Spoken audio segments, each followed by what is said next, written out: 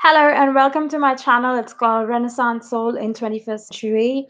And I'm going to make a video about 10 reasons why I'm worried about Meghan Markle.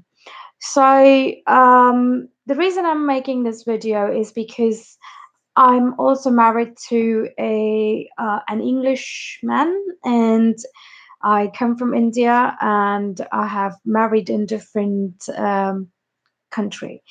So my first reason I'm worried about Meghan Markle is she's biracial, and thus I feel that there's always this identity crisis which can occur, especially like when you can see both the points of views. You can see the from the black point of view and the white point of view, which can be a pro. It can be a good thing because you know both the cultures and you understand it so well. But at the same time, never ever fitting into one thing.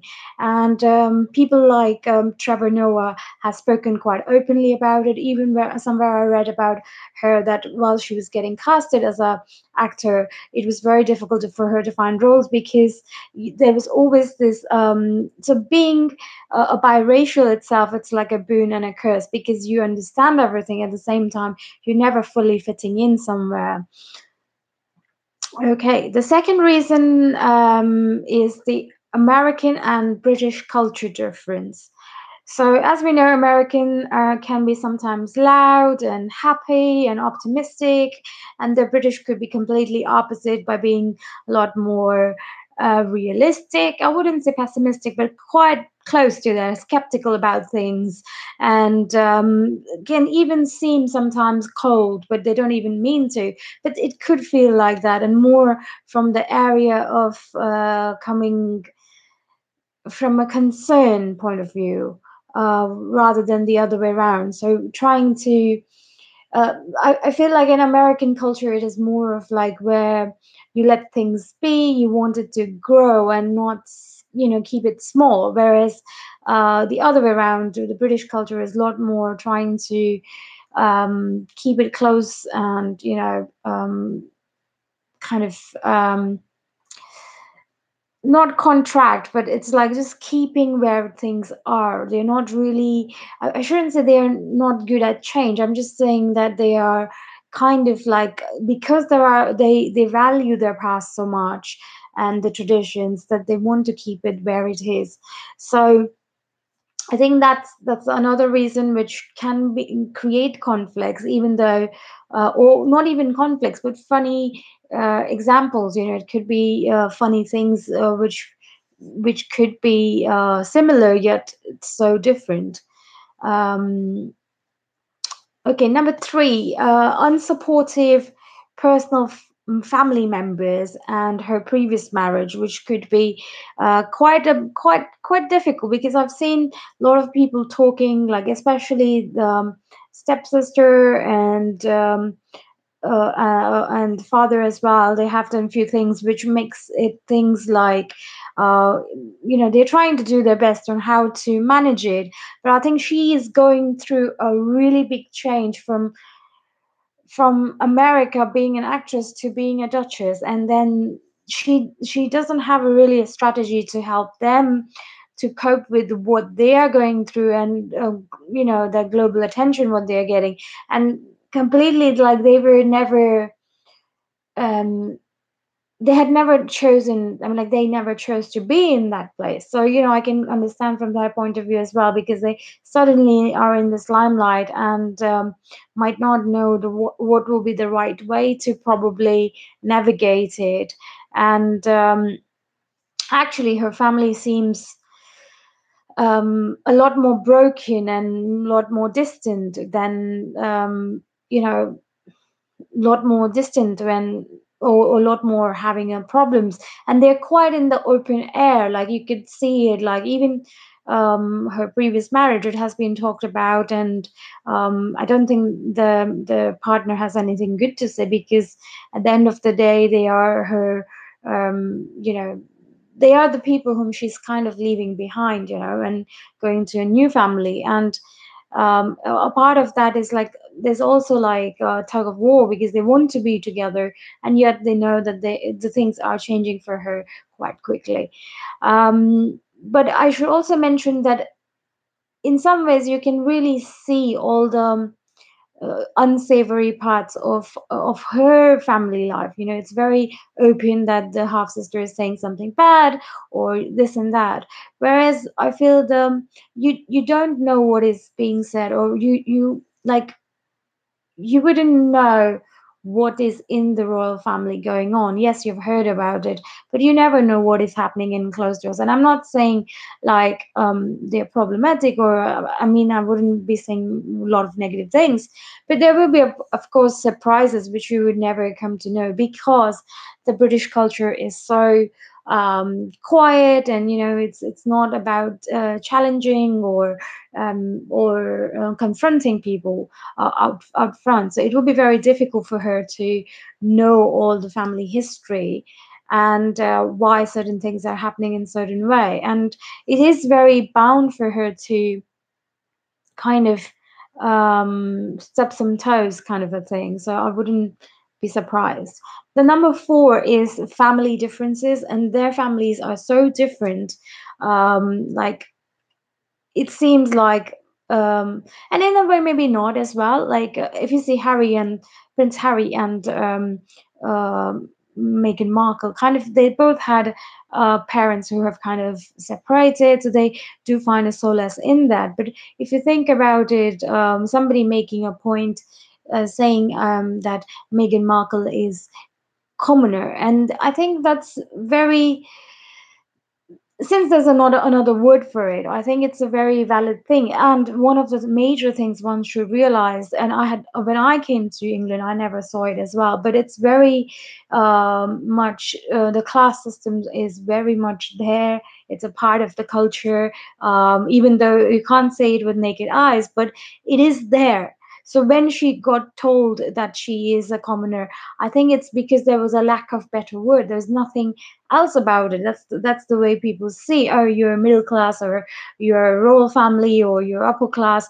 So it is a part of the culture. It is a part of the country. You can't remove it. This is the part the way it is.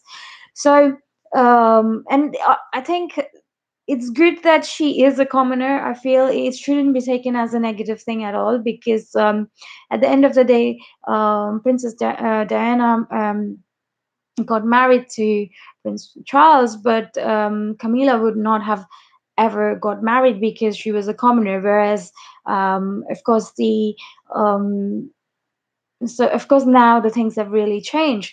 So that is a positive thing, but there is a difference which you can't ignore, and people would see it, and people would feel it, you know, by the way they talk, the way they are, or the way the families are. Of course, the royal family has their royal culture anyway.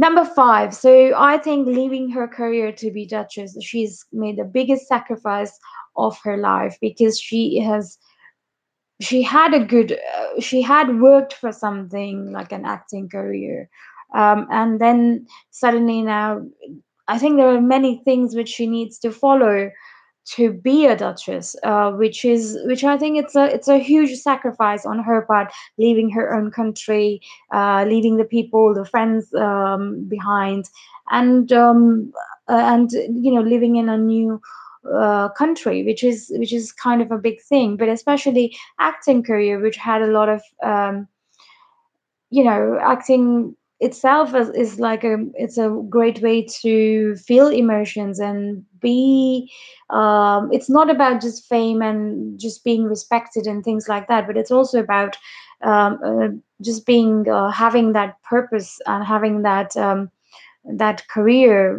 which made her more independent. Losing that independence and becoming something because of your husband is not a bad thing really, to be a duchess, but at the same time there will be a loss for that, and which could not be um, ignored, because it is something which could be felt by many women. And I don't know whether it should be even part of this 21st century, whether she should be still be expected of her to not to do it. But of course she's getting more responsibility as a duchess, so I'm sure she'll be pretty good at it. And I'm surprised how much negativity is, all the press and everything. So my next point is number 6 is press. I'm really worried about the press, the way they portray her. I've never seen positive things being talked about to her, and which is a shame, because at the end of the day she should be welcomed. She's a wife of Prince, who's really like, I feel there are lots of things about like how her dress is costing, having problems with the royal budget or something. And that's funny because they're just, and then they talk about every small things, like how she has been wearing stockings and how she crosses her legs and how she's, every small thing, it's just so magnified. And of course as an actress she's very good at dealing with the press and the PR and things. Before, I'm not sure if she was, but in America. But this is taking, sort of like, to the next level, where everything is being questioned. And it's not because of her, it's not because she is doing it wrong, it's not because, again, she's not just a girl next door who's just wearing those stockings. It's just at the position she is, and that is why it is magnified. But it's also, we have to remember that they're upset because their tradition is getting broken. Like, even it's a rule which is getting broken, and they are kind of sticklers for rules. So that's something to kind of think about. Number 7, it's racism, prejudice, and passive aggressiveness, and posh, ignorant, and biased people. Um, it's a very long thing, I'm trying to say. Um, the reason there is, people always say that in Britain you see racism or prejudice. You don't really see it, actually. Nobody will come up. I mean, I'm surprised that somebody actually said to her that, oh, you're a commoner. I think it's very rare for somebody to be that bold, but mostly the racism and prejudice against somebody is, it's nothing to do with just. I mean, I don't think it's just a British thing, but it's just that their way of thinking is sometimes not tunneled, but just because they have been dealing with so many different cultures, it becomes a little bit tunneled, it kind of, like, because there are so many different cultures. So you have to remember, when people just, they might not just know the right terms and right words to say the right thing sometime, and the only way they can say certain things, and in their head could be certain things which could be said only in certain way. So that happens. And but let me come back to that it never, it's very rare that it has happened to her on her face, which would never have happened. But so the racism and prejudice is quite passive aggressive. You know that it's there, but it's never on your face aggressively. I'm surprised that it has been done on her face. So passive aggressiveness is like, and it's just so internal that you can't even really pinpoint, but it's there. So it's a passive, and it's not just a fear coming from one race or anything like that. It is never, they try to be as fair, because British value is to be fair. But sometimes there are things which are, depending on who it is, there is some sort of passive aggressiveness, because when you have got a stiff upper lip kind of a culture, where you're not, it's not okay for you to speak up, it's not okay for you to tell the people what you exactly wanted to tell. And that comes to my next, number 8 is double speak, and sometimes insensitive British people. So what I really mean to say is like there is a double speak. Like when people are even talking about weather, they are really not talking about weather. They are talking about how their mental state is. I'll put the video below it. What I mean to say, they say something, but that means completely different thing. It means something related to something. And and that's the problem. So if you are not very keen and if you're not really observant, then maybe, and you're just having a happy go lucky thing, and you're not that observant of things, and you just let people say whatever they and slide through those remarks, you'll be perfectly happy because they are just going to say things which you would think they're just talking about weather, but they're really not. They're talking about something else. And sometimes you find another radar of people who will just say insensitive things which you would never ever say to anybody. Like but they will say it because just they are sharing their opinion, and they, in Britain, everybody thinks that they are able to, and they should be able to say their opinions. They are very assertive about it, and that's perfectly fine. So but of course every we are always affecting each other, whether we want to or not, and it helps us to know ourselves better, but at the same time, uh, we are kind of it is a culture where you're kind of affecting each other, and this can be affected, especially if you're coming from a culture where sensitivity is quite ingrained in knowing, socially aware. You know what you're supposed to say, you know what you're not supposed to say, whereas the socially awkward British people don't know. I mean, they're not really socially awkward, they're just individualistic. They don't really and that's they are individualistic. They don't really know how to build those bridges. They are happy with themselves, and it's kind of admirable that they are so happy with themselves, um, because they have their own ambition or whatever it is. So they are much more happier. Just I feel that's just another cultural difference. Number nine. Sometimes men are useless to stand up for your wife, for their wife, and even like the recent the stepsister thing, saying Prince Harry is worse. The thing is, I've realized that the British men, they tend to look like they are very submissive to their wives, but actually they do affect, and they hold on, they choose their battles wisely, and they hold on to their power by not being aggressive, but by being really passive. They hold on to their that it could be by being emotionally detached, and that could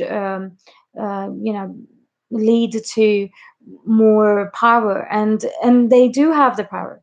But of course, when men has to stand up to their mothers or grandmothers, it's completely different. And when you think about it, this is not going to be a common marriage where it's just a man has to stand up to his mother or grandmother. Even that bit is difficult. But imagining you have to stand up to a queen, that's just a level up there. I feel like it's kind of it's really difficult, given how the circumstances and everything is.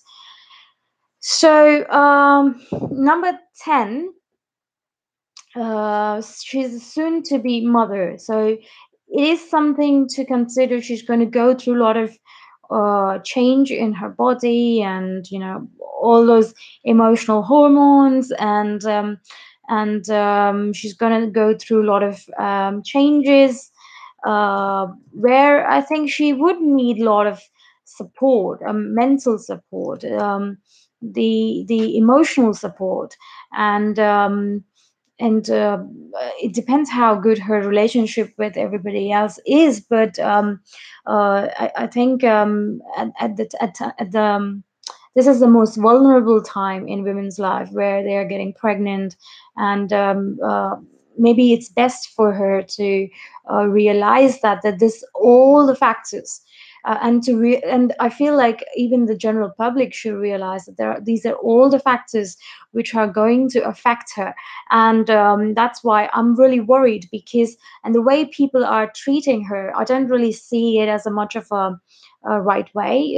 And maybe some of my fears are and observations are my own, because of my own personal experience. And if things are different for her, we can only speculate, and we can only say that this is what it would be. And there would be a lot of speculation anyway, and even the speculation of them getting divorced. It's a speculation for every marriage. It's not just them, but it is unnecessary. It's completely unnecessary. It's basically saying that the marriage is not valid or something like that. So I don't like it when people are saying for somebody's marriage that it's not it is at the end of the day for her a fairy tale or dream come true. And which everybody, especially British public, should welcome her and give her good wishes. So some of the solutions which I feel like she could or they could have as a couple would be very good. Firstly, I think that she should have allies. Like, she wouldn't need people, because the way the things are, it feels like she should have allies in the household. Even support for her from her mother would be good, because it is hard for a woman when she's getting having a child. So it would be great for her to have allies, the friends, the friendship of mothers, or the people um, who are also going through, like Kate, William's wife, and all that sort of thing. But she has to also realize that she needs to probably go and meet a lot of mixed race people, or people who have been, but then nobody's going to be mixed race and royal. So what she's doing is fairly unique, and she needs to be aware of that uniqueness as well, because it's not something happens every day. It is something, especially it's she's forging her own path. And it could be lonely. And something for that does need she does needs to know exactly what sort of needs she has, what sort of people she would like to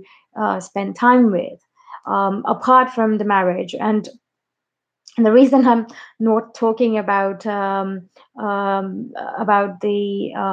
marriage bit, that oh, she's got Prince Harry, so everything is okay, So I'm not saying that, because in marriage you also need people who are going to emotionally and mentally support you. So probably if they find their own sanctuary, like the second solution I can give is probably finding their own sanctuary, finding their own space where they can just be themselves, rather than having all this pressure of being the prince and duchess and things like that. And I'm sure they would have worked it out by this time. Prince Harry has got a lot of experience in just being being a prince and being in the royal family. But at the same time, it's his job to sort of help her navigate this royal family culture. And if he does it well, then she'll be much more happy, in much more happier space. Number three is that she should not look for her um self-worth or self value from other people, or from royal family, or from people who are not going to be supportive. So it can be like, because you are new to the family, you try to please them, and you try to tell them the right things, and you try to follow the right rituals and things like that. And and I think there will be a huge discovery phase for her where she'll know what, when, where, and everything. Like, just have to be strategic about it, where, like, it at the I mean, all this news which are coming up, oh, she's doing this and that wrong, is just because it's a discovery phase for her, where she's learning about what things work for her. It's like knowing the rules, and then she'll probably break them all, and that's what she should do. Because I feel like, and I feel like royal family is always ready for such things, but there can be a pull from the traditions as well. So what I mean to say, and there's always this tug of war, between the tradition and the new age. Where do you kind of go? So there's always this, and even in public mind, and you have to remember that, whatever royal family does is kind of showing the world that this is going to be norm hereafter. So that comes with, a lot of resistance, and with a lot of, having to her to stand up for herself. So she would have to discover, first everything, and probably stick to it and change. And I hope she comes to that power where she can influence and change, like Princess Diana did, without being too rebellious, with the tact and diplomacy. And some of the people does, think that she has it in her. She is a woman, who can do it, who can bring, royal family not to the 21st century. I don't mean to say that they're not that lagging behind, but I think it's the balance of having those beautiful traditions, and at the same time, emerging them to the, new world, which, and she comes from a new world. America is going forward and futuristic, and so she'll be, very good at this, and I wish her all the luck. And hopefully we would see more of, good things, and especially from the press as well. And it will take a while for, British public to really appreciate a change, but they will do eventually. So good luck, and I'm signing off. Thank you so much for watching, and please like, subscribe, and comment. Thanks. Bye.